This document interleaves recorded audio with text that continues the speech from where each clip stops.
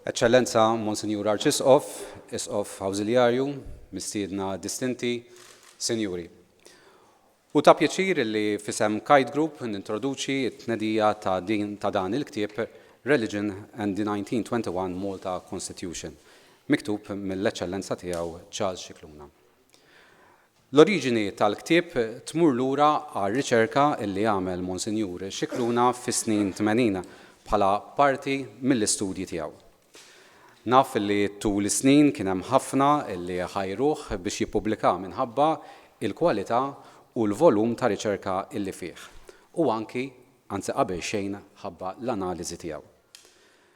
L-opportunità illi niddiskutu l-possibilità illi dan ix-xogħol ma jibqax f'idejn il-ftit ġiet propju waqt preżentazzjoni ta' ktieb ta' Dr. Tonio Borg li mbagħad eventwalment ġie mitlub ukoll jagħmel id-daħla tal-ktieb li qed jiġi mnied illum.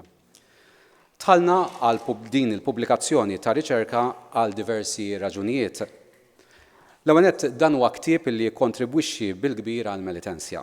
Kienet ħasra illi ma jkunx disponibbli għal min jinteressah is-suġġett u għal kulħadd. Raġuni oħra hija l-livell għoli ta' riċerka u ta' kitba. It-tielet raġuni hi li Kite Group ifittex illi bil-kotba li jippubblika isaħħaħ il-kontribut dwar l-identità tagħna. Dan mhuwiex biss ktieb dwar l-istorja, imma huwa ktieb li jmiss ma' aspett tal-identità tagħna. Aħna minn aħna, x'inhu li għamilna Maltin, x'inhuma l-ħsibijiet u l-valuri li ddistingwew u jiddistingwu lill-poplu Malti. X'inhuwa l-passat tagħna u kif issawwarna llum b'dak li għamlu u ħadmu għalih ta' qabilna. Kif jarana ħaddieħor u kif irriduh illi jarana. Il-pubblikazzjoni ta' dan il-ktieb iżda mhijiex nostalġija lejn il-passat, imma minn dan il-ktieb joħroġ illi d-diskussjoni dwar il-Kostituzzjoni u r-reliġjon għandha storja u tradizzjoni. Storja u tradizzjoni partikolari. Hemm kuntest u sfond ta' mit-sena. Id-dinamika u r-relazzjonijiet f'soċjetà jinbidlu imma l-identità anki meta tiżviluppa la titħassar u lanqas tibda mill-ġdid jew mix-xejn. U f'dan is-sens il-kontenut jibqa' rilevanti. Il-ktieb għalhekk jgħin u jistimula diskussjoni dwar is-suġġett f'qafas. Eċċellenza kien ta' sodisfazzjon li naħdmu flimkien matul ix-xhur tas-sajf intensifikajna l-appuntamenti regolari u bi kwantità ta' emails għaddejjin bejn laqgħa oħra, mill-qrib ma sajt nara r-reqqa, il-passjoni u l-profondità tiegħek. Laqgħat li kollha saru l-imdina u li xi waqtiet kienu jieħdu pawsa wkoll mhux mistennija. Bħal meta pereżempju jħabbat il-bieb u jiġi xi ħadd jistaqsi lill-Arċisqof jitlob għalih jew inkella għal xi ħadd tal-familja. Jew inkella meta tiċfaċċa persuna oħra mhux mistennija biex l-Arċisqof jagħtiha xi ħaġa tal-flus.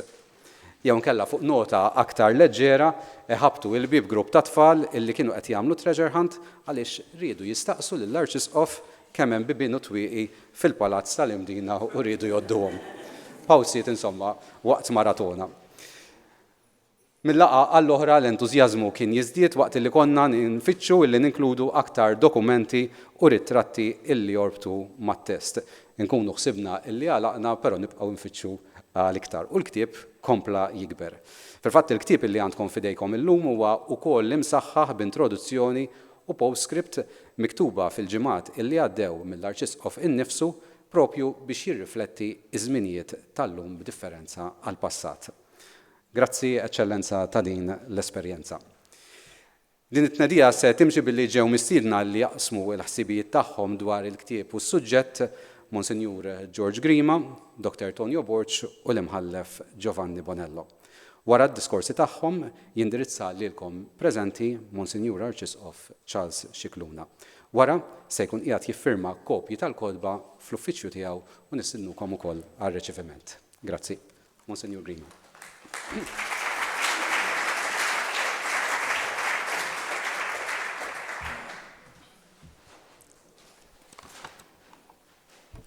Imnalla li imdorri nipritka, ilni nipritka ħafna snin, għaliex dil-udjenza kieku kienet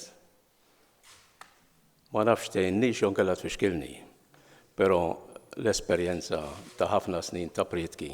Din min issa nagħmel pritka hawnhekk.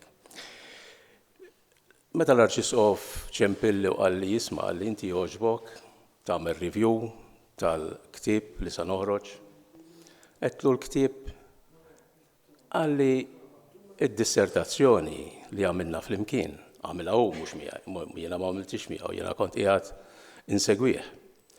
Qedlu fl-aħħar tajt li xewti, għax kien ilni nixtieq li din ix-xogħol verament tajjeb ikun fl-idejn il-pubbliku biex wieħed jara ftit il-problematika tar-reliġjon fil-Kostituzzjoni kif żvolġiet matul diversi snin. Qedlu allura x'qed tistenna minni? Għalli għamel review. Issa meta taqra review ta' ktieb sa ssib sunt u sa ssib kritika. Jiena ma kellix diffikultà biex nagħmel sunt, però sib diffikultà kbira li nagħmel kritika. Il-bieraħ iltqajna u qedlu rajt il-postscript tiegħek u nieħu pjaċir ngħid li nikkonferma dak li ktibt inti.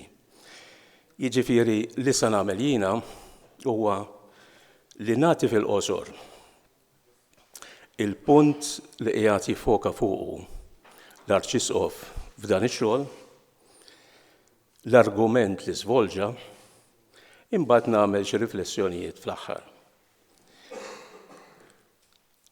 Forsi wieħed ikun kurjużu jistaqsi imma x'kien l-interess tal-Arċisqof fl-1985 u 86 jistudja din il-materja. Kien għadu kemm spiċċa l-kors fil-liġi, mhux hekk. U kien diġà kiteb teżi u teżi tajba ħafna. U naturalment ma qatax qalbu anzi ħassu konfidenti ħafna li jitratta suġġett marbut mal-liġi. Din id-darba mal-liġi kostituzzjonali.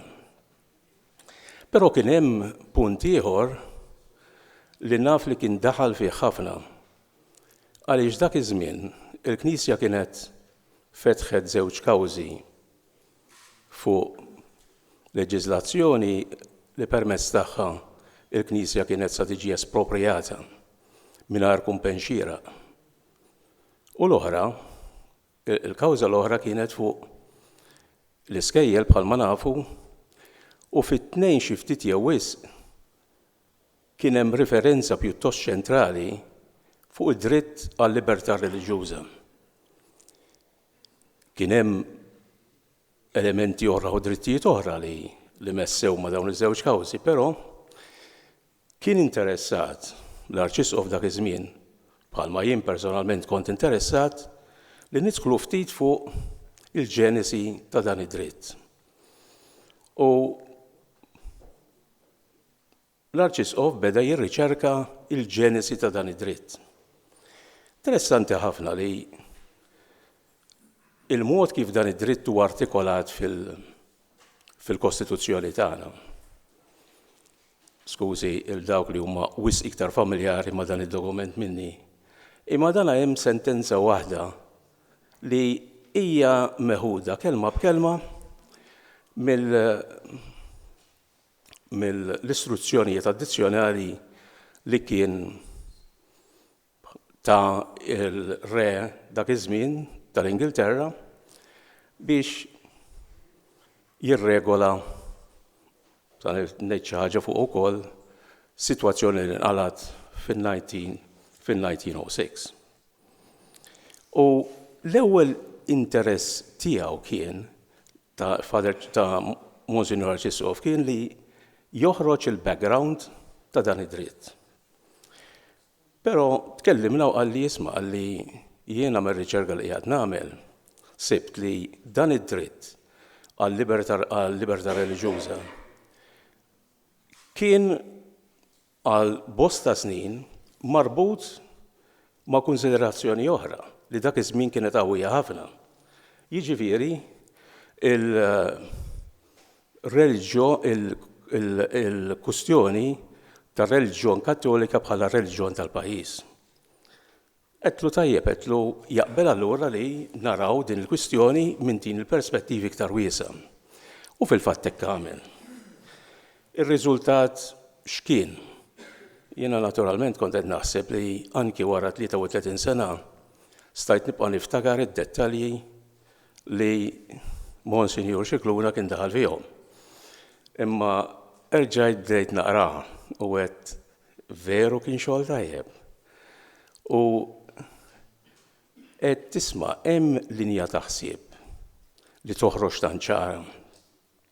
Jiġifieri li it-tradizzjoni għaw Malta u hawnhekk il-ktieb jibda billi jagħmel studju fil-qosor, però interessanti ħafna, tal-żewġ artikoli tal-dikjarazzjoni tal-abitanti ta' Malta u Għawdex fuq ta' drittijiet li jistennew li il-Gvern Ingliż jirrispetta waqt iż-żmien kolonjali. U silet propju żewġ artikoli li imbagħad ħadhom bħala il-parametri tad-diskussjoni kollha. L-ewwel wieħed hu li il-Maltin talbu li il-Gvern Ingliż jirrispetta u jipproteġi r-reliġjon Kattolika u Malta.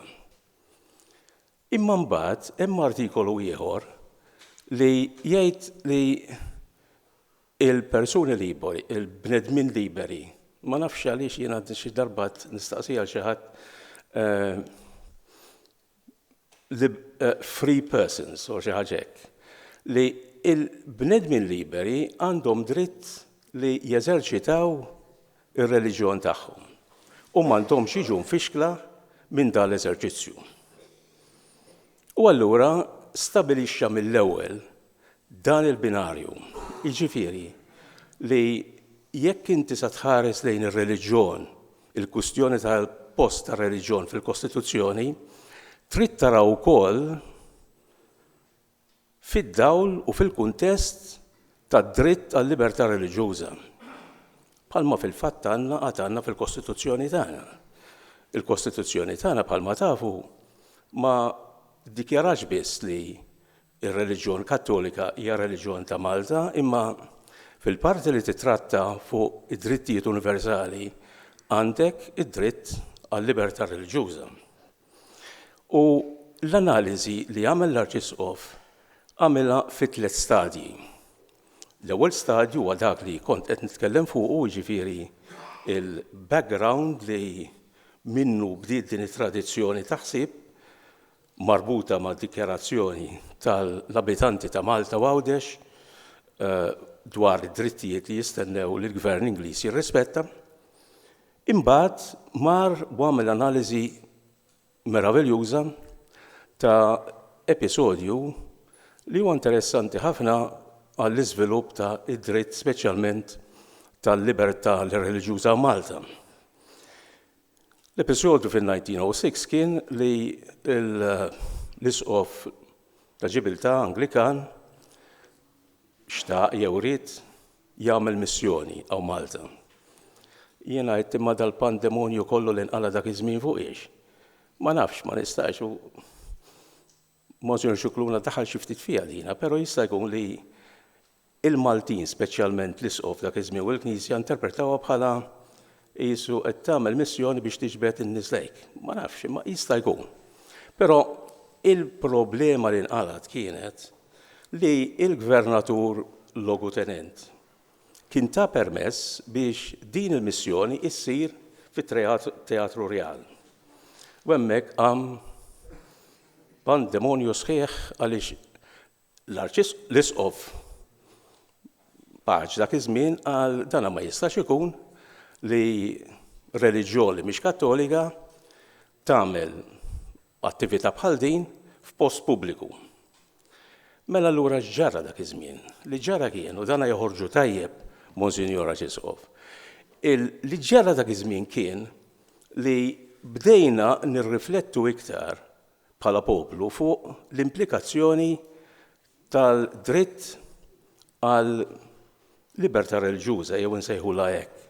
Jiġifieri dan jfisser li vis-à-vis l-arfin tar-reliġjon Kattolika bħala reliġjon tal-pajjiż. U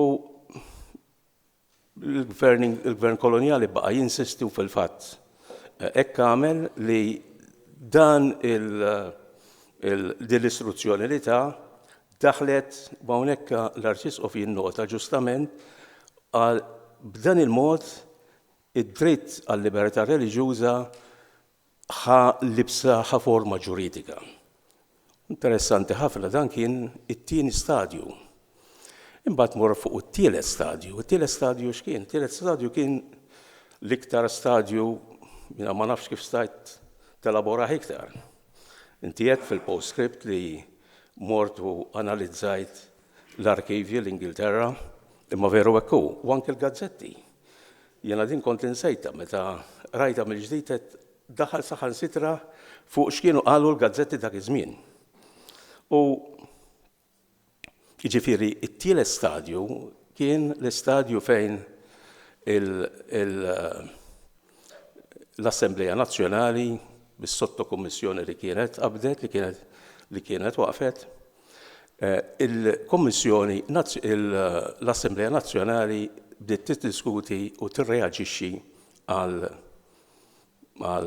Kostituzzjoni, għall-abbozz ta' Kostituzzjoni li kien ippropona il-Gvern Ingliż li mbagħad saret il-Kostituzzjoni tal-1921.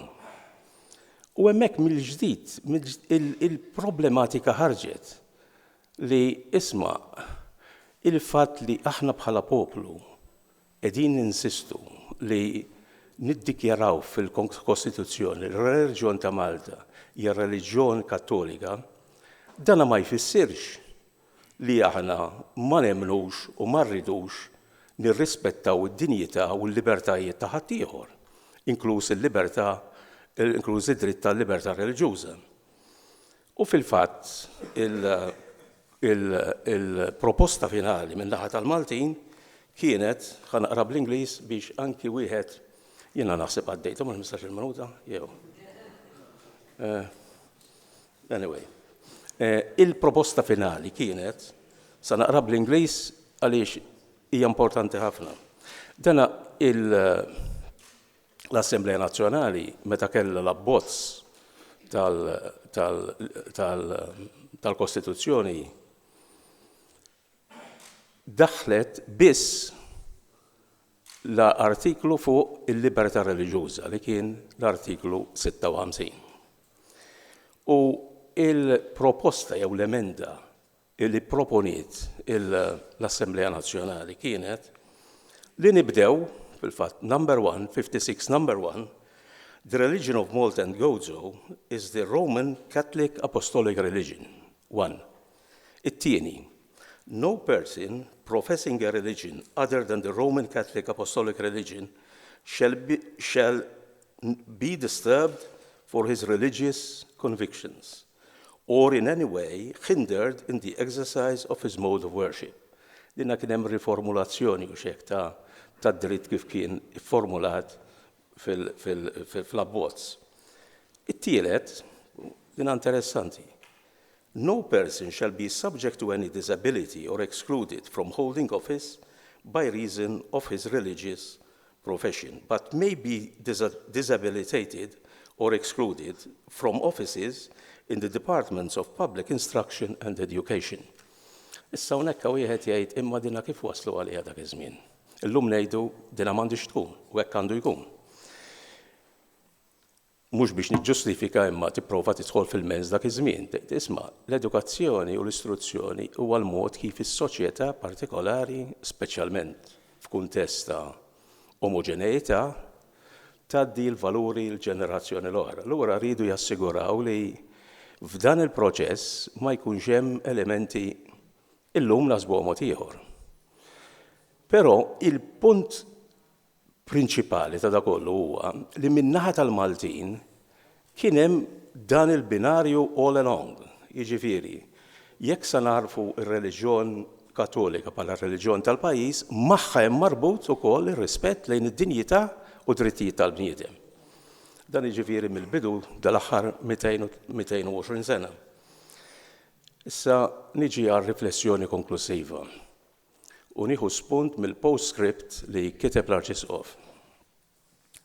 Dan b'dan il-postscript huwa dens ħafna, fih ħafna insight, mhux qed ngħid għax qiegħed qudiemi eċċellenza, imma verament jiena ħadd gost naqrah għax fil-qasir u hemm ħafna affarijiet.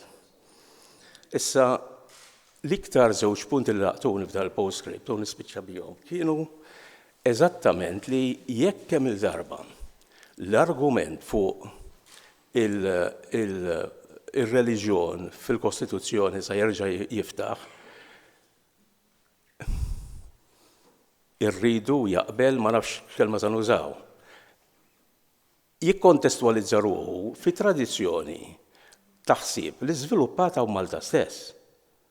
Jiġifieri li isma' il-fatt li inti tirrikonoxxi il-valur, il-kontribut ta' reliġjon li għal ħafna snin bid-difetti kollha tagħha u l-limitazzjoni tagħha però kienet tant integrali fil-ħajja soċjali u kulturali tal-pajjiż, dan ma jfissirx li inti sa tinsa in-naħa l-oħra.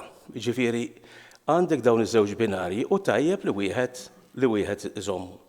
Imma mbagħad interessanti ħafna hawnhekk ma nistgħux nitlu f'diskussjonijiet teoloġiċi, però interessanti. Dana wieħed jistaqsi ma għaliex allura huwa importanti li nżommu din id-dialettika.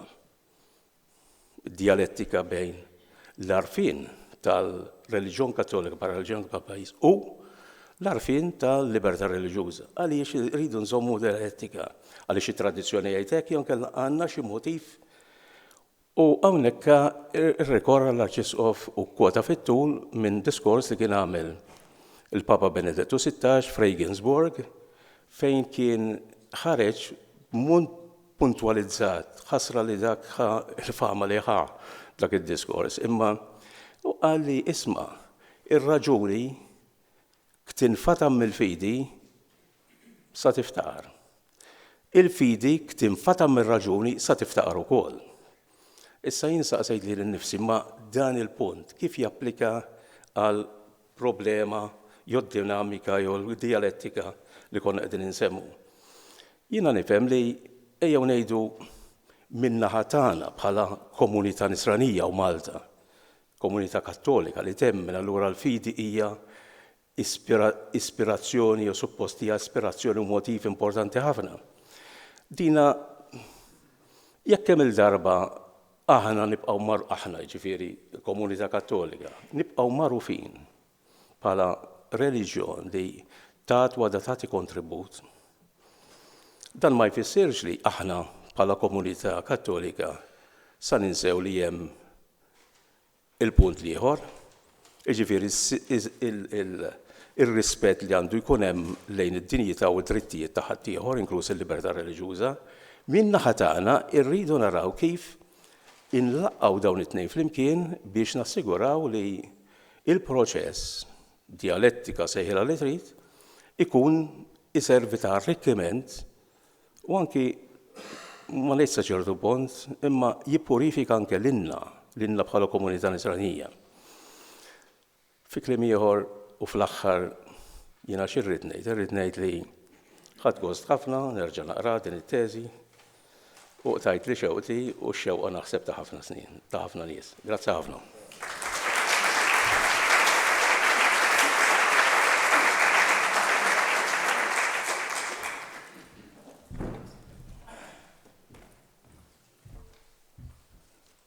Eccellenzi, President Emeritus, mistednin distinti, Sinjuri. Forsi meta wieħed jara t-titolu tat-teżi ta' Monsinjur Scicluna sammur ura fin-1921 kważi għaddew mis-sena, ir-reliġjon u l-Kostituzzjoni. Però fil-fatt, kif sa nipprova nuri, huwa suġġett attwali ħafna. Xi tfisser il-klawżola li hemm dwar ir-reliġjon fl-artiklu 2 tal-Kostituzzjoni tagħna, għax ma ninsewx li kif tant jikteb dettall fuq x'ġara qabel l-Assembleja Nazzjonali, waqt l-Assembleja Nazzjonali, l-Ingliżi ma aċċettawx li tidħol fil-Kostituzzjoni tal-1921 ebda referenza għal reliġjon Kattolika.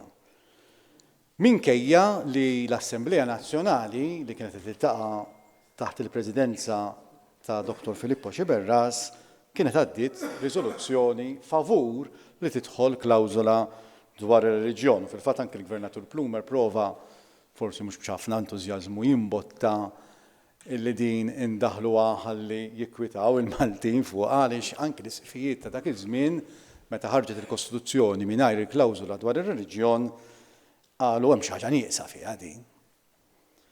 Issa fil-Kostituzzjonijiet kollha meta konna kolonja 1921 tan-1936, 39, nibqgħu sejrin anke tas-61 tliet snin qabel indipendenza, m'hemm l-ebda referenza għal klawżola reliġjuża. U allura fin-1921 propju mela il-Parlament l-Assembleja Leġislattiva iltaqat f'Novembru. Fi frar tal-1922 għadda l-att numru 1 tal-1922 mela il-politiċi Maltin ġara darba l-Ingliżi ma daħlulhomx il-klawżola reliġjuża fil-Kostituzzjoni għaddew liġi ordinarja. Jiena għal ma ġejt hawnhekk mort malajr nara ftit id-dibattitu. Ħana hekk kien hemm xi ħadd kontra. Fil-fatt kulħadd kien favur, anzi kulħadd jipprova jgħid li huwa mela għax kif nafu aħna victory has many fathers, but defeat is an orphan. Meta l-affarijiet jkunu popolari, il-paternità ta' kulħadd mhux ta' missier wieħed, għalkemm nafu li d-diċitura li għatanna d-diċitura tal-lum kien fassala Monsignor Ignazio Panzavecchia.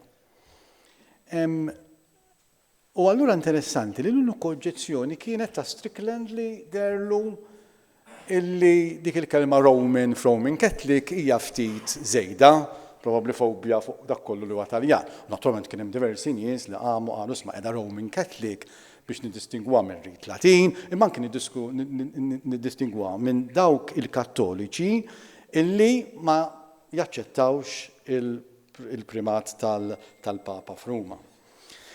Imma interessanti li anke f'din kważi għamet ftit binkeret naqblu għamet ftit kontroversja wkoll. Issa interessanti allura l-ewwel darba li daħlet il-klawżola dwar ir-reliġjon kienet fil-Kostituzzjoni tal-Indipendenza, mhux fil-forma oriġinali tagħha, kien hemm diversi drafts, kien hemm draft ta' Ganado wkoll, kien hemm draft tal-Gvern oriġinali li kien jeżenta lill-Knisja minn skrutinju tal-qrati għabbażi tal-Human Rights, però mbagħad il-formula finali illi daħħal il-Gvern Ingliż b'imbottatura mill-Vatikan, insomma kompromess kienet tajtek. Ir-reliġjon ta' Malta hija reliġjon Kattolika Apostolika Romana, l-istess bħall-Act No. 1 tan-1922, l-Istat jiggarantixxi lill-Knisja Kattolika Apostolika Romana id-dritt li teżerċita liberament il-funzjonijiet u d-dmirijiet tagħha din għall-Kostituzzjoni tas-64. Xierqa spiritwali u ekklesjastiċi u li tamministra ħwejjeġa. U dan l-artiklu kien entrenched, jiġri biex jinbidel biż-żewġ terzi, plus referendum. Fin-1974 inbidel u ġi jaqra hekk. L-ewwel biċċa baqgħet l-istess, ir-reliġjon ta' Malta hija reliġjon Kattolika Apostolika Romana u din toġobni wisq it-tieni waħda. L-awtoritajiet tal-Knisja Kattolika Apostolika Romana għandhom mhux biss iljett imma dmir li jgħalmu li ma prinċipju ma tajbin u li ma huma ħżiena. U mbagħad hemm l-tagħlim reliġjuż tal-fidi Kattolika Apostolika Romana għandu jkun provdut fl-iskejjel kollha tal-Istat. Issa oħroġ l-għaġeb li hemm f'dan l-artiklu huwa li l-1 u 3 tista' temendhom b'maġġoranza ta' wieħed. Mela għada l-Parlament Malti maġġoranza ta' wieħed ta' kull min wara ġibli li jivvota jista' jgħid daqshekk ir-reliġjon Kattolika, ir-reliġjon tal-Istat. Però l-artiklu li jgħid li l-Knisja Kattolika għandha mhux biss id-dritt imma wkoll id-dover illi tgħallem li ma prinċipju ma tajbin u li ma prinċipju ma ħżiena. Dak huwa entrenched bit-2/3. Jiġri jista' jkun li titneħħa r-reliġjon Kattolika, però dik tibqa'. Issa dan qed ngħidu għaliex nitbissem meta nara kritika kontra l-Arċisqof fis-sens li dan meta jitkellem fuq affarijiet kontroversjali bħal l-ambjent, il-korruzzjoni, it-trasparenza, il-good governance u l-kontabilità jiġi akkużat li qiegħed tra virgolette jindaħal fil-politika. U insosten tal-ġiri tiegħu però rid ngħid li hemm din klawżola kostituzzjonali li kważi jekk ma jgħidx x'inhuma l-prinċipji ħżiena u li huma ħżiena, tajbin ikun qed jikser il-Kostituzzjoni li timponi fuqu dover f'dan is-sens. Wara kollox kif qal l-Isqof George Frendo tal-Albanija reċentement, għaliex il-Knisja Kattolika titkellem fuq kwistjonijiet politiċi. Hija l-imħabba tagħna għal pajjiżna li ġġalna nitkellmu għal ġid tal-poplu. Għax kif naqraw f'dokument antik Kristjan littra lil Dionietu, nisperaw li għatta tajjeb, nisrani tajjeb huwa wkoll ċittadin tajjeb. U dan qed ngħidu x'meta ddiet din il-liġi l-Act 1 tan-1922, kien hemm ukoll diskussjoni li għadu se jsallum. Xi tfisser li r-reliġjon tagħna hija reliġjon Kattolika Apostolika Romana. Dakinhar il-Kapitlu tal-Katedrali tiddaħħal klawżola li jekk il-Parlament Malti jgħaddi liġi kontra t-tagħlim tar-reliġjon tkun nulla. U l-politiċi tagħna li kienu nsara prattikanti imma fl-istess ħin laiċi għax kienu jemmnu fid-distinzjoni bejn l-Istat u r-reliġjon ma ċċettawx din fil-Assemblea Nazzjonali minkejja li kienet proposta mill-Kapitlu tal-Katedrali li għandu saħħa llum, tistgħu immaġinaw x'saħħa kellu 100 sena ilu, ma ċċettawx. U ippreferew il-formulazzjoni tal-Monsinjur Ignazio Panzavecchia. Issa, dil kwistjoni ta' xi fisser il-klawżola li hemm tar-reliġjon fil-Kostituzzjoni tal-lum, jiena fittixt għamet darba biss.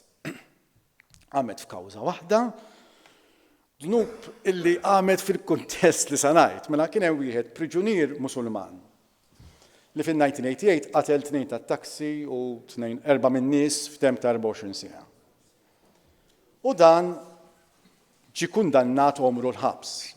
U fil-liġi hemm illi jekk tkun kundannat omrok il-ħabs ma tistax tapplika l-parol.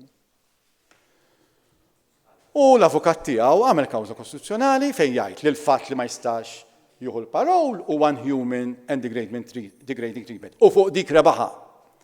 Però fl-argumentazzjoni tiegħu qalu intkom tiddikjaraw li intkom kattoliċi fil-Kostituzzjoni, kumulazzjoni kien hemm il-ġubilew tal-ħniena ta' Papa Franġisku ta' iż-żmien, qal allura ma tulux ħniena illi tinterpretaw din il-liġi li hija kontra l-Kostituzzjoni għax tikser l-ispirtu tar-reliġjon tagħkom. U allura il-imħalfin tal-Qorti Kostituzzjonali kellu jitlu fl-argument din hija kawża li nqatet fit-2016 ta' ċertu wieħed li għadu l-ħabs jismu Walid, u l-qorti qalet hekk. Qalet l-artiklu 2 tal-Kostituzzjoni mhuwiex għajn ta' drittijiet soġġettivi, iżda jagħti rikonoxximent ġuridiku lil stat ta' fatt storiku. U mbagħad naturalment qalet aħna nuħdu gost li naraw li l-leġislatur jispira ruħu mit-tagħlim Kattoliku, però fl-aħħar mill-aħħar dan la joħloq drittijiet u laqqas obbligu. Jifdal però il-kwistjoni jekk l-artiklu 2 anki jekk waħdu ma joħloqx drittijiet jew obbligi, jistax jintuża bħala sors u għajn ta' interpretazzjoni fejn hemm dubju fit-tifsira ta' xi kelma, bħal pereżempju il-kelma persuna xi tfisser fil-kapitlu 4. Mela fejn hemm dubju dwar xi tfisser xi ħaġa, nista' jien nuża l-artiklu 2 biex jidawwalni fl-interpretazzjoni u r-risposta tiegħi hija iva. Għax fil-Kostituzzjoni m'hemm xejn superflu. M'hemm xejn superflu. Anki l-kapitlu 2 li huma l-famużi dikjerazzjoni ta' prinċipji li mhumiex eżegwibbli, jiġifieri espressament l-artiklu 21 jidher li dawn id-drittijiet, id-dritt tax-xogħol, id-dritt li nħarsu l-ambjent, dawn ma tistax teżegwihom f'qorti, però mhux qegħdin hemmhekk għal xejn. Għandhom skop. U meta fl-Indja fin-1950 ħafna qabel ma sirna indipendenti aħna daħlu dawn il-Declaration of Principles, il-famuż ġurista Indjan li ġie kwotat fl-ewwel sentenzi tal-Qorti Kostituzzjonali ta' Malta, id-Durgas Bażu li għandu 10 volumi, kull wieħed xi 1500 paġna, jinġarrejthom kollha mill-Indja biex Malta, li kull man qala jista' jinqala fl-Indja nqala. U allura dan jinterpretom kollha jgħid isma' dawn il-kapitlu 2 huwa rota waħda ta' ċerjiet għandu żewġ roti, wieħed li huwa dak li huwa chapter 4 tagħna, il-kapitlu drittijiet tal-bniedem, u ieħor illi huma d-dikjerazzjoni tal-prinċipji. Sa f'Malta niftakar meta Dr. Bonello kien jiddefendi l-każ tat-tobba u ikkwota biex isaħħaħ l-argument tiegħu il-isma' hemm id-dritt tax-xogħol tagħmel liġi li għax jistrajk jgħid fi sptar tal-gvern ma nista' qatt sakemm immut naħdem fi sptar privat, ma toħdux in konsiderazzjoni id-dritt tax-xogħol li hemm fl-artiklu qalu kapitlu 2 mhux eżekwibbli.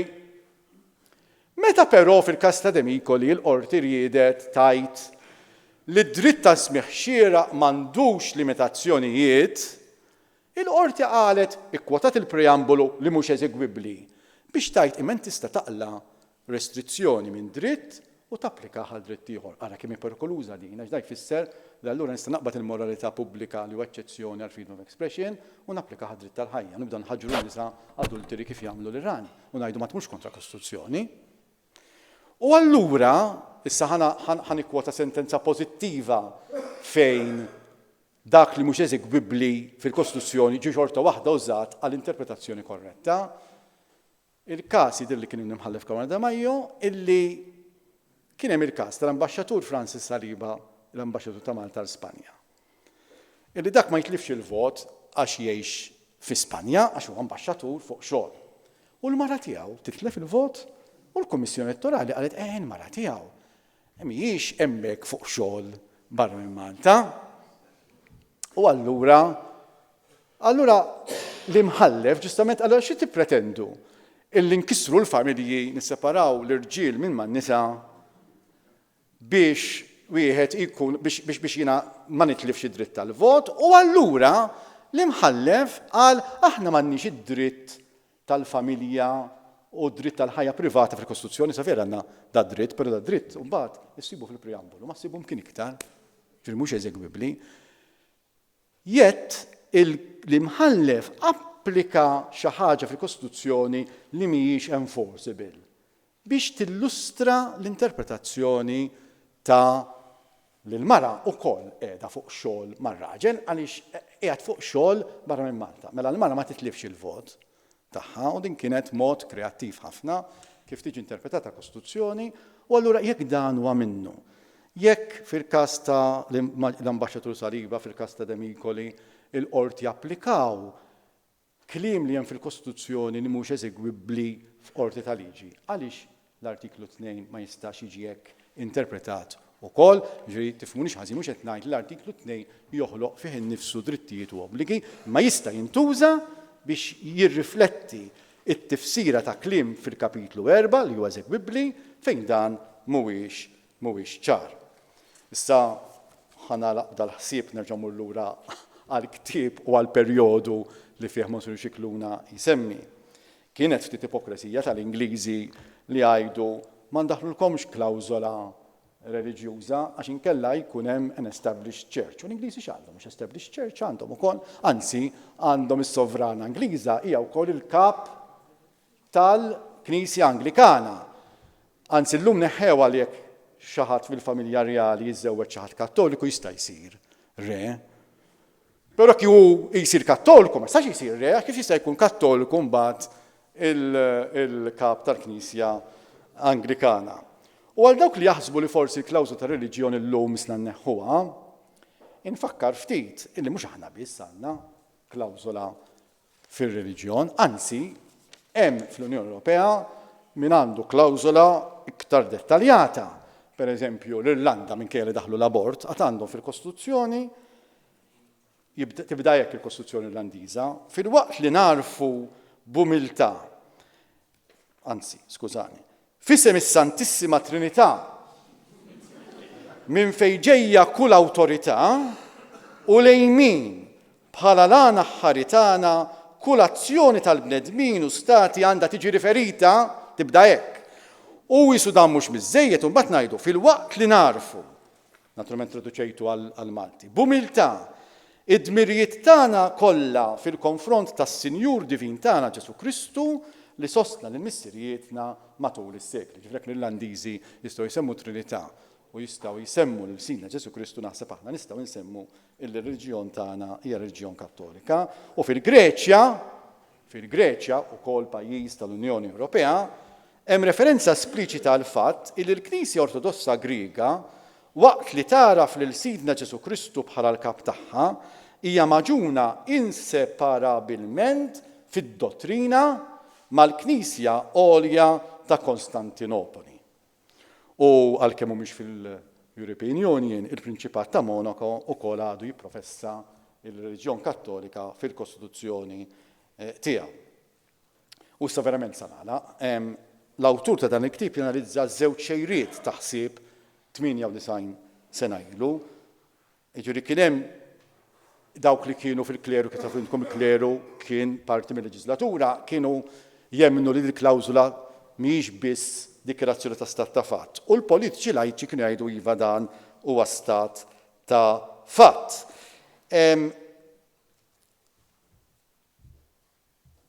U allura dad-dibattitu għalkemm forsi illum 90 sena wara jinħass ftit anakronistiku, fil-fatt għadu dibattitu ħaj. Għax fil-waqt li dan huwa stat laik, nemmen li m'hemm xejn fil-Kostituzzjoni li huwa superflu. U passoltu l-isbaħ triq dik it-triq tan-nofs, via medja awrea, illi jiena nemmen l-artiklu 2 ma joħloqx drittijiet, ma joħloqx obbligi, imma jista' jitfadwaw dwar l-interpretazzjoni. U nagħlaq kif għamel il-Monsinjur Grima wkoll bil-post scriptum. Illi fl-aħħar mill-aħħar kif qal il-Monsinjur Arċisqof, the Catholic religion still provides the nation with its historical heritage and narrative, with its ethos and ritual. The balance needs to be struck between the need to be inclusive of other religious experiences in order to promote social cohesion and the need to safeguard the unique religious narrative that has given Malta and the Maltese their unique culture. Thank you.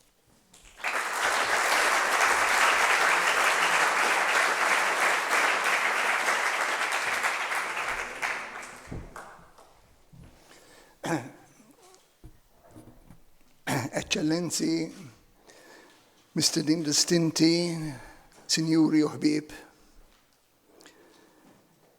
meta ġejt mistieden biex nipparteċipa f'din l-introduzzjoni, kont naqra beżan, naqra apprensiv. Għaliex jien ftit dilettant tal-istorja ma fit-teoloġija naqra batut. Kont apprensiv. Għat jekk ngħid xi ereżija jew ma nfaħħarx il-isqof biżżejjed, ifarfar li x'interdett, jew insib ruħi b'xi skomunika għal sentenzje.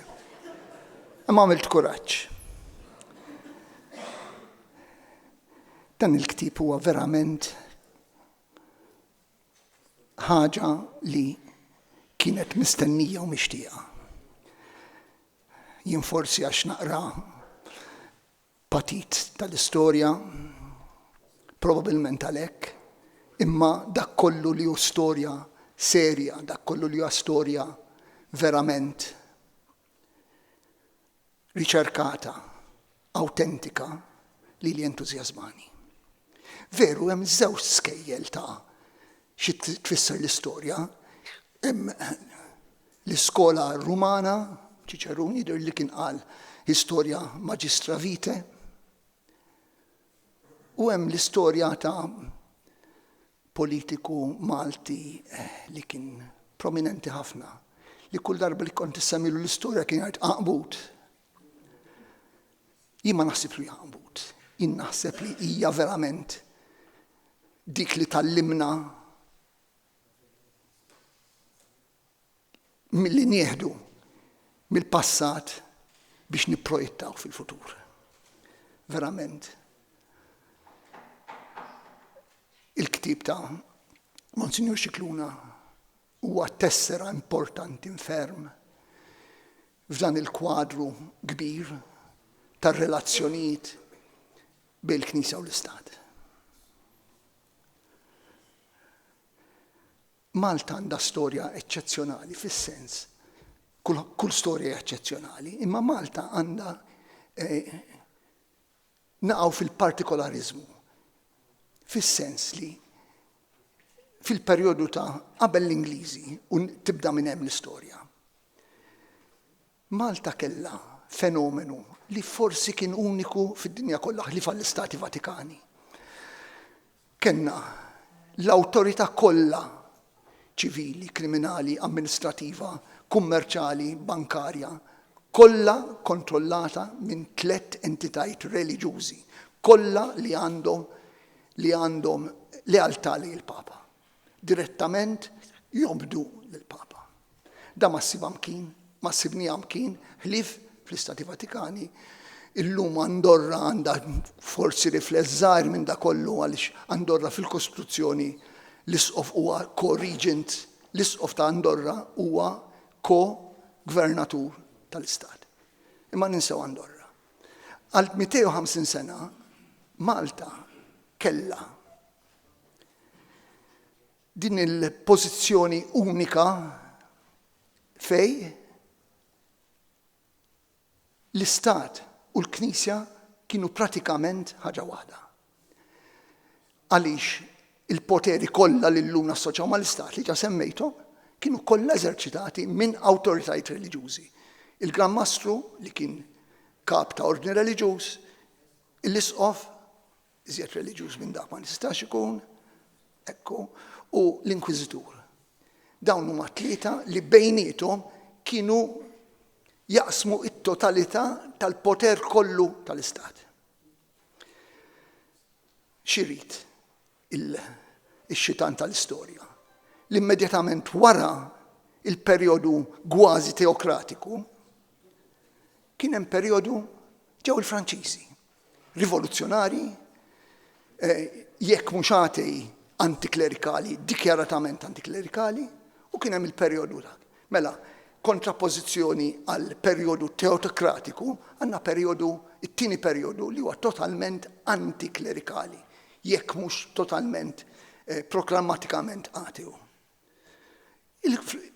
Imbagħad kellna t-tielet żvilupp. Tielet żvilupp kien hemm il-ħakkiema tagħna kienu il-Renju Unit l-Ingliżi li kienu protestanti, li kienu antikattoliċi, strettament antikattoliċi, li kbar daqwa fi żmien mhux illuminat tal-lum kien popish, jekk tajt li dak huwa popish, m'hemmx iżjed, m'hemmx qar insultar milli tajlu popish. Mela voldi aħna għaddejna minn dak l-estadi u l-Knisja kellha tikkonvivi. L-ewwel kienet il-gvern, it-tieni kienet l-antagonista tal-gvern u t-tielet kien il-kollaboratriċi tal-gvern. Il-kollaboratriċi fis-sens li kellha ssib mod ta' modus vivendi ta' kif iżomm ir-relazzjonijiet ma' stat, ma' sovran li ma kien jaħsibha xejn bħal-ġerarkija kattolika, anzi li kellu pjuttost sens ta' disprezz lejn dak kollu li huwa reliġjuż. Anke f'affarijiet bħal-pittura barokka, pereżempju, l-Ingliżi ma jifilħu għaliha għaliex kienet kontra l-etos tar-reliġjon tagħhom. Allora, x'ġara? Kien hemm din il-konvivenza li l-biċċa kbira minnha ħadmet. Tajjeb jew ħażin ħadmet. Dak li kien konfrontazzjonali kien jevitar kien jista' jkun. Kien hemm ftit episodji meta l-fjamma l-ħuġġiġa ħadet, bħal pereżempju l-episodju li jien kważi ma kontx naf bih tal-1906 li kien episodju li llum l-idea tal-ekumeniżmu, tat-tolleranza jidher naqra eżaġerat. Ir-reazzjoni tal-kleru Malti kienet ngħidu aħna ta' mit-senilu. Imma dik kienet parti minn kwadru wisq ikbar. Għaliex aħna ngħidu r-reliġjon u l-istat. Però f'perjodu kolonjali biex iżomm is-sens ta' stat irrid ikollok fuq ix-tistrieħ. U l-Maltin li kienu differenti anke f'dan mill-Imperu Ingliż kollu, għax l-Imperu Ingliż kull fejn mar dejjem sab jew kultura differenti jew kultura kważi xejn, f'Malta sab ruħu konfrontat bi-stat li kellu kultura jekk mhux iktar antika minn tiegħu, żgur evoluta daqs tiegħu. U allura ma kellhomx template fuq ix jaħdmu. F'Malta kienu jimprovviżaw minn naħa l-oħra għax kellhom qudiemhom poplu li kien ċivilizzat, li kien jaf id-drittijiet tiegħu u li kien jiġġieled għad-drittijiet tiegħu. Mela, il-patriotti Maltin, biex ma ngħidulhomx in-nazzjonalisti Maltin, il-patriotti Maltin dak iż-żmien fehmu u naħseb li fehmu tajjeb li l-uniku mod li tikkombatti il-kolonjaliżmu, l-imperjaliżmu huwa li tikkontrobilanċah b'xi ħaġa soda u dawn identifikaw il-kultura Latina u r-reliġjon Kattolika. Għalli aħna jekk nitilfu dawk iż-żewġ ankri, aħna spiċċajna. Id-drittijiet tal-Maltin m'għadhomx jeżistu. U dan huwa l-isfond ta' dawk il-kwistjonijiet, anke jekk mhux imsemmijin, dawn huwa l-isfond ta' dak kollu li hemm fil-ktieb tal-Monsinjur. Naqbel ma kollox, jien ngħid il-verità, rajt xi żewġ terzi minnu. Voldiri ma nistax nagħmel kritika kompleta għaliex irċevejt l-offprint tal-ktieb ftit ġranet ilu u irnexxieli naqra xi żewġ terzi minnu. Overall, naqbel perfettament, hemm riċerka verament ta' min jaqla il-kappell għax eżatta, dokumentata, il-sources kollha ta' dik ir-riċerka qegħdin hemm. Ħaġa li forsi ma naqbilx huwa l-importanza li ntingħata li drittijiet, li l-dikjarazzjoni ta' drittijiet tal-1902. Din id-dikjarazzjoni verament hija inspirational kif jgħidu l-Ingliżi, hija miktuba b'mod meravigliuż, hija miktuba bi spiritu mit-sena anteċedenti għal dak li verament ġara, imma hija vera d-dikjarazzjoni. Jien studjajta sew u pubblikajt xi affarijiet fuqha u għalija din id-dikjarazzjoni ma teżistix. Dik kienet biss draft. Fil-ġlida interna li kien hemm bejn Sir Alexander Ball u Sir William Eaton, it-tnejn ridu jsiru gvernaturi ta' Malta xi tnejn kienu il-karriera tagħhom kienet spiċċat it-tnejn u l-unika speranza f'ta' karriera kienet li jsiru gvernaturi ta' Malta. Alexander Ball straħ fuq il-ħabib li kellu Londra u Eaton tabbeb mal-Maltin. Eaton beda jagħmel minn kollox biex jidher bħala l-kampjun tal-Maltin. Kitbilhom il-petizzjonijiet kitibhom hu, alla volja affirmati minn Tassa Ferrata u mill-oħrajn huma miktubin minn Eaton u d-dikjarazzjoni kitibha Eaton. Eaton kitibha għaliex kien avukat, miskin, u kien jitkellem bit-Taljan. Allura kellu mod kif ikun jitħabbeb mal-Maltin kollha. U wieħed mill-metodi li rrid jitħabbeb kien li itihom id-drittijiet li jinkoraġġihom jorganizzaw ruhom biex jitolbu d-drittijiet tagħhom. U dik id-dikjarazzjoni għalija hija draft li kitibha Eaton u pubblikata biss fil-ktieb ta' Eaton bħala appendiċi fil-ktieb ta' Eaton u ma tinstab imkien m'hemmx kopja waħda firmata la fl-arkivi Maltin, la fl-arkivi Ingliżi, ma teżistix. It-tajjeb huwa li over the years din il-leġenda li bak il-sustanza saret parti anke l-Ingliżi stess kienu jgħidu aħna qed nirrispettaw id-dikjarazzjoni tagħkom ta' la volja ma teżistix, la volja kienet dokument li ma jeżistix. U qed noqrob. Qed ngħid. Issemma ħafna l-kapitolu 2 tal-lum tal-Kostituzzjoni, l-artikolu 2. L-artikolu 2 fuq ir-reliġjon. Tonio għamilli ħafna komplimenti għax il-kawża li semma huma kollha kont avukat fihom jien, grazzi Tonio. U dak li semma fuq l-iżvilupp tal-artikolu 2 huwa veru, jien jiddisturbani l-artikolu 2. Għaliex alla volja jidher li huwa favur ir-reliġjon, għalija huwa kontradittorju mal-libertà tar-reliġjon. Kif tista' kostruzzjoni lajka timponi doveri fuq Knisja libero Statum, libera Chiesa? Kif jista' jkun li għandek artikolu tal-Kostruzzjoni li mhux ittiha drittijiet, naqla l-kappell saf kemm ittiha drittijiet, imma timponila drittijiet. Meta f'artikolu ieħor ta' drittijiet fondamentali tagħti l-libertà tar-reliġjon. Il-libertà tar-reliġjon u l-libertà mir-reliġjon. għax huma imorru hand in hand. Mela, għandna din l-anomalija li fil-Kostituzzjoni tagħna għandna dak li bdejt bih, erezija li l-Istat jimponi doveri fuq Knisja libera. L-Istat għandu jirrikonoxxi la drittijiet kollha, però ma jistax jimponi la drittijiet. U dil-kwistjoni ma għamitx, forsi nqajmew xi darba Tonju jienu int, imma jidher li dan huwa punt ta' wieħed li wieħed ikkonsidrah. Jien ma naħseb li għalaqt il-ħin, però għandi naf li Monsinjur m'għandux jagħmel wisq. U meta qrajt il-ktieb tiegħu ġieni ħsieb li inti ftit homework. Sissa ma sar l-ebda studju tal-kontribut tal-ekklesjastiċi għall-iżvilupp kostituzzjonali ta' Malta. Meta la l-ordinament ċivili, la l-dritt kanonku ma kien jipprojbixxi, anzi kważi kien jikkoraġixxi lill-saċerdoti li jagħmlu d-dover ċiviku tagħhom u jipparteċipaw fl-affarijiet politiċi, illum hemm id-divjiet, tajb jew ħażin hemm id-divjiet. Imma kien hemm żmien ma kienx hemm. Is-saċerdoti Maltin taw kontribut enormi għall-libertajiet kostituzzjonali ta' Malta. Insemmi il-Monsinjur Dandi, il-Monsinjur Panzavecchia, il-Monsinjur De Piro,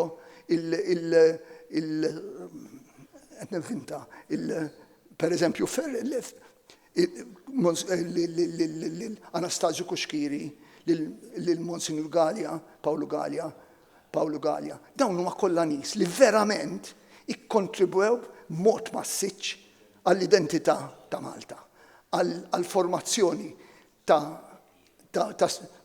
Monsignor De Piro semmejtu, ħallejt ħafna barra.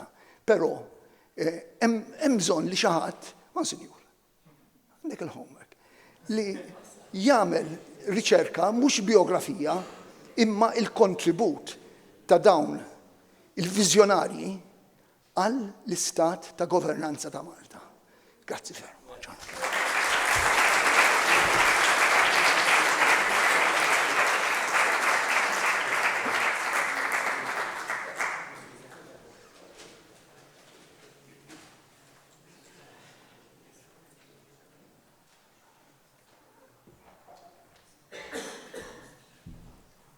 Jina nixtieq nirringrazzja ħafna l-ewwel nett lill-kellima, sellem l-eċċellenza tiegħek Rendissimo Annunzio Apostoliku, nirringrazzjak ħafna tal-preżenza, grazie Eccellenza per la sua presenza. Insellem ovvjament lil Aziz kollega tiegħi l-Isqof Joseph, il-kellima, ma jistax ma ringrazzax lilek Monsiur George Green, ma ringrazzjak tal-ispirazzjoni, tal-erf li bih mexxejtni many kilos ago ngħid jiena. Fin-1984-85 kien ukoll żmien li għexna momenti diffiċli fil-ħajja tal-Knisja f'Malta anke fir-relazzjoni bejn Stat u Knisja. U wara r-riċerka li kont għamilt fuq il-liġi tal-Mano Morta li b'xi mod il-liġi tal-Mano Morta pers li kienet introdotta fl-1822 u mbagħad revista fl-1891 fil-1930s u mbagħad fil-1967 kienet b'xi mod ukoll djarju tal-iżvilupp tal-relazzjoni bejn Knisja u Stat fuq il-kwistjoni patrimonjali. U allura din ħaġa peress li jiena kelli nirriċerka Londra fil-1983 moment ukoll diffiċli ħafna għaliex ma kienx possibbli għalija li nara l-karti tal-Arkivju Nazzjonali, ma kienet b'stessin providenza li skoprejt dan it-teżor li għandna niftakar in-numru tal-fondo li hemm fil-Public Records Office illum the National Archives, UK National Archives, is-CO 158. Dan huwa l-kodiċi tal-dokumentazzjoni kollha skaffali sħaħ fuq Malta, is-CO 158. Colonial Office 158 huwa n-numru tad-dokument. Kull file fuq Malta jibda CO 158 u mbagħad progressive number jisek wasal anke sa 6 digits. Nixtieq għax l-għonet nixtieq nirringrazzja ħafna il Giovanni Bonello ta' din l-informazzjoni fuq il-famuża 1802 Declaration of Rights. Jiena provajt infittixa jiena wkoll qatt ma sibtax jekk ma tiżistix, jiġifieri kelli raġun ma nsibix. L-iżjed edizzjoni antika li sibt u li qiegħda fil-Public Records Office kien ippreżenta Braret f'petition li għamel u jiena anke grazzi għal ġentilezza tal-UK nirriproduċi din il-print li għandha żball fid-data, sa ma nafx jekk jiżball fid-data, jiena fil-fatt jekk intom imbagħad ikolkom ċans taraw il-ktieb u taraw din l-appendiċi li hija l-Appendix 1, Declaration of Rights of the Inhabitants of the Islands of Malta and Gozo u f'dan il-librett li kien ippreżenta Braret ma' petition tiegħu, Borg Braret, għandha data ta' 15 April 1807. Jiena b'ħafna entużjażmu peress li il-retorika ta' seklu ilu kienet dejjem tirreferi għal dan id-dokument, bil-lapis imbagħad għamilt 15 June 1802 għaliex dak kienet id-data li jikkwotaw il-Maltin kollha u anke l-awtoritajiet Brittaniċi, l-awtoritajiet konili. Imma interessanti ħafna u għandkom propju f'paġna 240 sa 243 tal-ktieb ir-riproduzzjoni ta' din li għalija xi provajt infittex hija l-iżjed verżjoni antika li sibt u propju qegħdin fl-1807, jiġifieri xi ħaġa kienet teżisti u kienet diġà early on ippreżentata minn Braret f'petition lill-awtoritajiet Ingliżi bħala argument importanti. Ovvjament, kif nafu l-Maltin kienu jkwotawha ħafna. Jiena ovvjament nirringrazzja ħafna lil kelliema ta' qabli u ma nixtieqx nirrepeti dak li qalu. Ħassejt imma biex inkun fair anke mal-kjeriċi ta' 100 sena ilu. Il-kjeriċi ta' 100 sena ilu meta taqra ir-reazzjonijiet tagħhom, speċjalment tal-inċident tan-1906. Illum permezz tal-medja soċjali rajt inizjattiva li affaxxinatni ta' Malti, wieħed minna li ħoloq permezz ta' software l-Opera House in 3D, insomma in 3 dimension. U tirrealizza x'bini straordinarju tlifna dal-darba darbtej l-ewwel bin-nar u mbagħad bil-bombi in-1942. U jiena illum meta tara dan il-bini imponenti u tirrealizza fin-1906 din il-ġawra kienet qed tintuża għal Protestant Mission. Allura inti isek qed tidħol f'tempju ieħor sakru tal-Maltin. Tempju anke tal-Latinità, tal-opera lirika u qed tużah għal a Protestant mission. Jiġifieri b'xi mod anke mill-aspett sekulari kien hemm kważi din l-idea tal-profanazzjoni għaliex wara kollox anke sar mass meeting kbir fil-Port de Bom li indirizzawh il-leadership Maltija tan-1906, inkluż anke Panzavecchia fil-verżjoni tiegħu żagħżugħa, imma kien hemm ukoll nies li kienu leadership. Interessanti li Ingliżi mbagħad iddejqu b'daw il-meetings u waħda mill-verżjonijiet li smajt li mbagħad żerow is-siġar barra Port de Bom biex dan l-ispazju fejn hemm Princess Melita Road li kien jintuża l-meetings, illum ġifieri tiżra s-siġar għall-ossiġnu. L-Ingliżi żaru s-siġar biex il-Malti ma jibqgħux jiltaqgħu għall-meetings hemmhekk. Ġifieri l-afforestazzjoni dejjem għandha xi aġenda ulterjuri. Imma dan il-ktieb ukoll jagħti spunt ta' ċertu stimolu tal-autodeterminazzjoni. Huwa kapitlu minn dan il-vjaġġ tal-poplu Malti għall-autodeterminazzjoni f'kuntest li kien kultant ostili. Jiena kelli xorti wkoll minħabba l-aċċess li kelli għal Public Records Office, papers, u kien perjodu fej kollox kien available. Jivri, it-tentazzjoni fin-1985 li nistudja l-kwistjoni ta' 60 u l-Kostituzzjoni kienet b'xi mod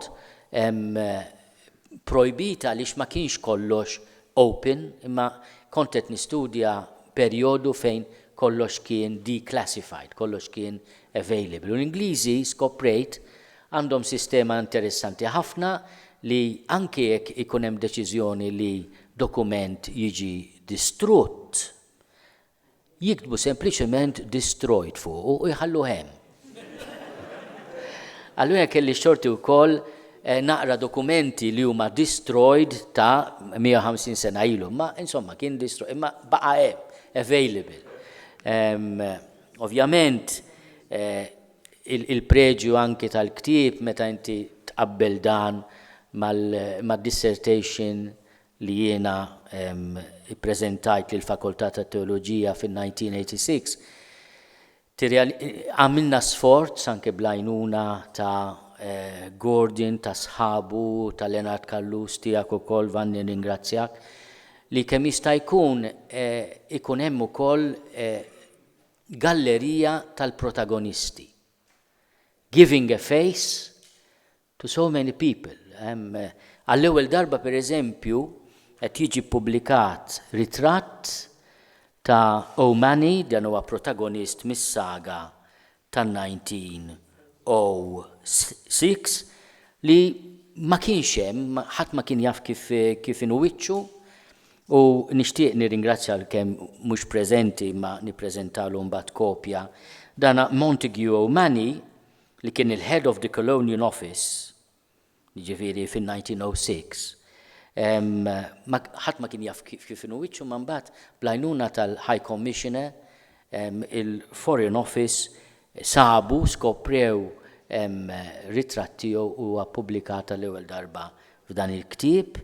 Bħal huma ppubblikati wkoll diversi dokumenti. Jiena nixtieq nirringrazzja wkoll lil Leonard Kallus u lill-Arkivju Nazzjonali li ippermetta li l-ewwel darba qed jiġi ppubblikat ukoll l-abbozz tal-Act 1 tan-1922 u id-draft bill u anke l-att propju. Jiena ħassejt li hemm bżonn ukoll fil-kuntest ta' dana ir-retorika ta' 100 sena ilu li llum anke tinħassu tinstema' anakronista. Nippreżenta wkoll studju li kont għamilt fis-snin design kien perjodu ieħor fej issa ma kienx hemm biss ostilità bejn il-Knisja u l-Istat, kien hemm xorta dan ir-Repubblika ta' Malta li qed tipprova tinfatam minn forsi l-influss wisq qawwi tal-Knisja Kattolika u allura qed tikber u naħseb huwa żvilupp importanti. Imma fin-1990s konna qed inħejju l-agreements li għadhom jibbenefikaw anke bil-bona volontà tal-gvernijiet suċċessivi, inkluż dak preżenti, ir-relazzjoni tajbin li għandna bejn Knisja u Stat. U hemm paradigm shift jiena noffri din jiena sejħela A Note on Church-State Relations, Catholic Doctrine after Vatican Council II, għax inti jekk tieqaf back to 1922 u bir-retorika ta' 100 sena ilu, għax wara kollox id-diskussjoni kienet issir fil-1919, tibqa' b'toma anakronistika tgħid imma Knisja Kattolika żviluppat iżjed u hekk. U hawnhekk nagħmel analiżi tad-dottrina postkonċiljari fejn fid-Dignitatis Humanae number 6 tikkonċedi l-Istat Kostituzzjoni li għandna aħna fejn hemm reliġjon li tingħata rikonoxximent partikolari, imma dejjem f'kuntest ta' libertà reliġjuża għal kulħadd. Jien naħseb din hija l-premessa. Jekk pereżempju s-soċjetà Maltija tiddeċiedi li isma' għadda żmien bħal mamlu Taljani fin-1984 li jkun hemm dan ir-rikonoxximent partikolari, iżjed importanti li aħna nissodaw għal kulħadd, inkluż ukoll għall-Knisja Kattolika, l-eżerċizzju tal-libertà reliġjuża. Dak huwa l-fondament u dik hija d-dottrina Kattolika tal-lum. Għalina inħoss għandna hemm vantaġġ, ħanuża kelma naqra teknika, parenetiku, u rwol parenetiku li inti u nispjega x'inrid ngħid, li inti tħalli l-Article 2 almenu l-ewwel biċċa li għalek 1922.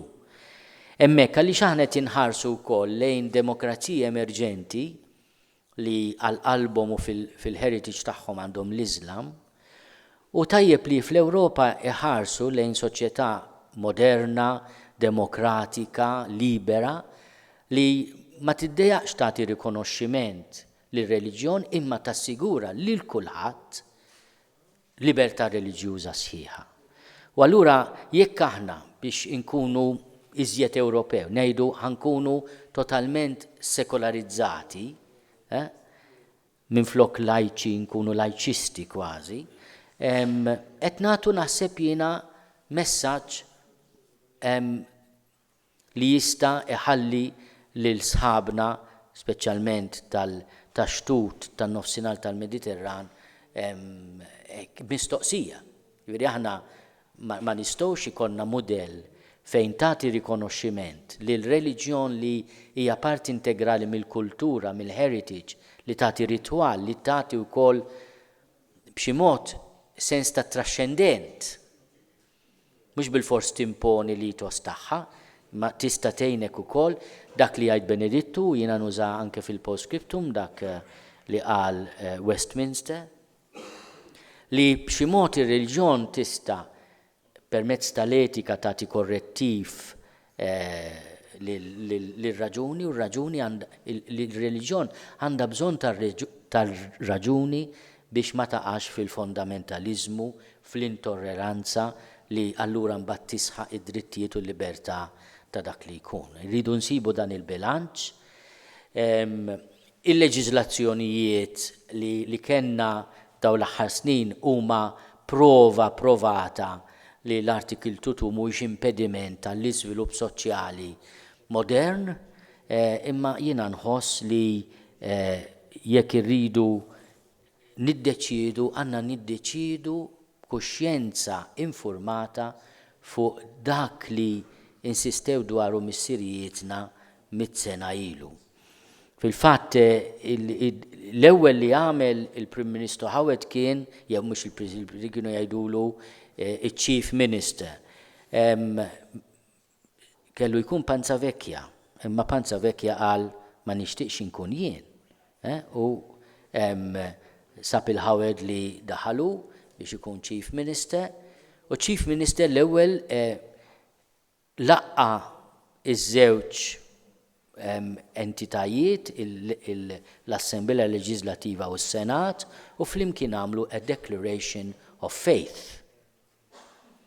Imma li ma kienx biżejjed, l-Assemblea Leġislativa riedet ukoll tagħmel att, u l-ewwel att tal-esperjenza Maltija fil-leġislativa kienet Act 1 of 1922. Li sempliċement jgħid the religion of Malta as the Roman Catholic religion. Jiena nawguralkom li min ikun jista' jakkwista kopja tal-ktieb u jieħu pjaċir jaħdaq kemm jiena rġajt pjaċir. Anke għaliex permettu li ngħidilkom li jekk intom għandkom ċans taqraw ir-riċerka forsi kultant intensa u hekk u m'hemmx għalfejn taqraw l-end notes li ma jispiċċaw għaddaw l-end notes. There is no end to the end notes. Imma jekk taraw biss il-gallerija ta' ritratti li provajna niġbru, fis-sajf waqt li qed San Pawl il-Baħar ipprovajt għal kull personaġġ nagħmel isu żewġ linji li jgħidu minnu, ir-rwol tiegħu f'dak iż-żmien partikolari u l-kontribut tiegħu. Inti tista' tara ftit ir-ritratti u għandek il-ġist tal-ktieb b'xi mod. Interessanti li meta ġejna biex naraw ritratt tal-Churchill għaliex kien Under Secretary of State fin-1906, innexxinna almenu nsibu Churchill li ma kienx mhux qed ipejjeb il-pipa u lanqas speċi ġenerus ħafna fl-istazza tiegħu, imma propju ritrattijow ta' dak iż-żmien. Jiena nibqa' u għani hemmhekk verament inkomplu nfittxu, wieħed mill-ritratti li nixtieq ħafna li nsibu anke għal patrimonju tal-istat huwa portrait ta' Leopoldo Vizzari di Sannazzaro, li huwa kien espert fil-politika li ikkontribwixxa ħafna fid-dibattitu tal-Assemblea Nazzjonali, kienu pereżempju li issuġġerixxa l-ewwel darba l-vot għal-mara. U għadna ma sibniex ritratt ta' dan ir-raġel, ġifieri min jista' jgħinna f'dil ħaġa mhux qed ngħid għal xi edizzjoni oħra ta' dal-ktieb, imma almenu tajb li n-nazzjoni kollu ritratt ta' dan ir-raġel huwa parti wkoll importanti mill-istorja kostituzzjonali. Jiena nixtieq nagħlaq bil-poeżija li kiteb il-poeta nazzjonali Dunkarm lil Ħuti l-Maltin narloti tal-Kostituzzjoni fin-1921. Kiteb poeżija sabiħa biex jiċċelebra loti tal-Kostituzzjoni tal-1921. Kif tafu l-isfijiet kienu l-mentaw li ma kienx hemm the Religion of Malta Declaration fil-Kostituzzjoni u ħarġu ittra pastorali fit-8 ta' Mejju 1921. Imma u l-famuż Paolo Gallia semmejtu qal din mhux mamda, irridu nagħmduha. L-Act 1 ta' 1922 kien lat li permezz tiegħu il-Maltin għamdu l-ewwel Kostituzzjoni li tagħhom rajhom f'idejhom. Dan lat li issa jista' jkun li niddebattizzawa dil-imbirka, imma dik kienet il-ġist, dobbiamo battezzare questa Kostituzzjoni. U Dunkarm jgħid hekk, ma fl-istess ħin Mauro Caruana anke fi dialogu ma' Filippo Xiberras aċċetta li ħaġa li anke l-Ingliżi stessi suġġerew. Isma' aħna ma nistgħux nagħtukom Malta Religion Declaration of Religion. Meta mbagħad ikolkom l-Assembleja Leġislattiva, mhux se ngħidilkom x'tagħmlu bil-Malti qalulhom intom irranġaw intom bejniet u hekk għamlu. U l-isqof dan il-kompromess aċċettaħ ukoll, jiġifieri mertu għal Mawru li insomma aċċetta realtà kif inhi u fl-istess ħin aċċetta wkoll din is-soluzzjoni li hija biex ngħidu hekk il-konklużjoni storika ta' dak-ktieb, imma wieħed irid ukoll jaqra l-iżviluppi fil-dottrina kattolika biex kun jista' anke jifhem l-impatt illum. Permettuli allura naqra din il-poeżija ħelwa ta' l-Aziz Poeta Nazzjonali tagħna. Kieriku ieħor dan. Mill-ħedla lil qalbek mewtitlek, ġen staħila ta' għaqal ta' ġieħ. Poplu Malti x-xemx telet sejħitlek aqba triqtek lejn xefaq sabiħ. Ma tħossix ġewwa sidrek il-mewġa ta' dem ġdid li f'saħħitha s-saffik. Ma tħossix tilab f'wiċċek il-fewġa tal-ħelsien li ħajjoħra tatik. Kisser lodda tal-ejra ġellida, iftaħ qalbek għal-kelma ta' slim. Għalinija memx ifrem mir-rieda, iżda mqasma tintilef fil-kliem. Għandek mera fl-iljuni qalbina li tqabdu mal-mislem madub kienu ftit u kien għadu blaħnina iżda rebħu bil-għaqda tal-qlub. Ta' ġrajjietek il-mixja rebbieħa qatla tikser taħt lebda nirien, wart u ġilju l-bandiera sabiħa illi s-sema ħatarlek fi żmien. Irfes kisser kull weda qarrieqa, dak il-wart, dak il-ġilju tibdlux. Inti ġawra fuq l-isbaħ ħannieqa fl-isem Talla il-jettiek tiċħdux. Danu l-jum u din is-sija issir l-għaqda, issir il-patt. Kma taqbdux fil-ħarba tiegħu dan iż-żmien ma jerġa' qatt. Grazzi.